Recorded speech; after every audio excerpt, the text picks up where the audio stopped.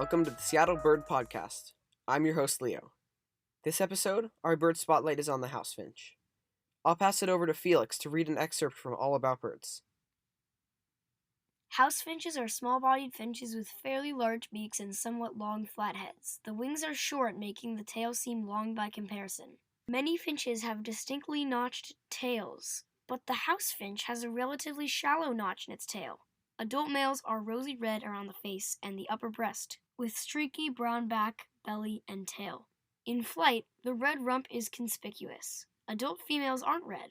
They are plain grayish-brown with thick, blurry streaks and an indistinctly marked face. House finches get their red color from pigments called carotenoids. They get these carotenoids exclusively through their diets. They modify these pigments to create the color in their feathers. However, red is not the only color of house finches. In the Southwest and Hawaii, house finches are a striking bright yellow. It is thought that the color variation is made by the specific type of carotenoid acquired through regionally varying diets.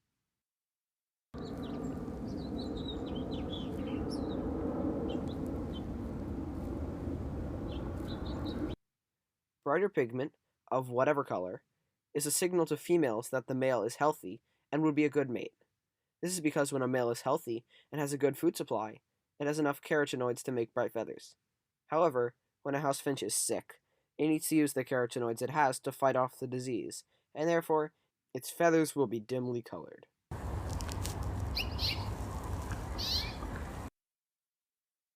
House finches are among the strictest avian vegetarians. Seeds, buds, fruit, and foliage comprise 97% of their year-round diet. Most seed-eating birds switch it up in the spring and summer, when insects become abundant, but house finches rarely do. That was an excerpt from an article from audubon.org. To read the full article, check the show notes, the episode description.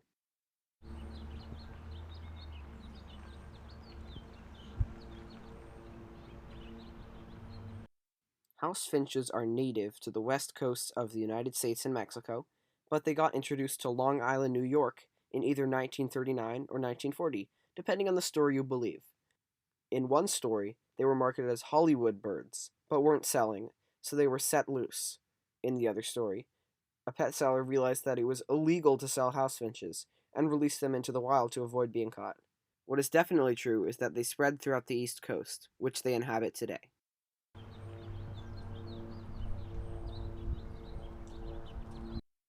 Distinguishing house finches from purple finches and Cassin's finches is a difficult feat.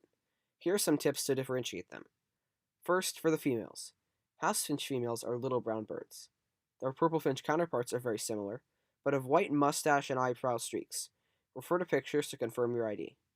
Cassin's finch females have much more crisp streaking on their belly and flanks.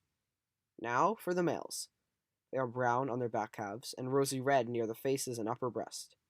Purple finch males, as compared with house finch males, have red covering significantly more area on the bird and a deeper red on the head.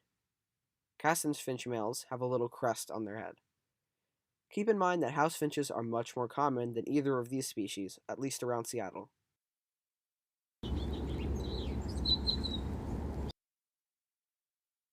The bird calls were recorded in the wild by me and Brian.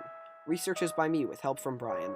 Our sources for this episode are All About Birds, the Audubon Society, and What It's Like to Be a Bird. The audio editing is by me. The theme song is by Felix. I'm your host, Leo. Until next time.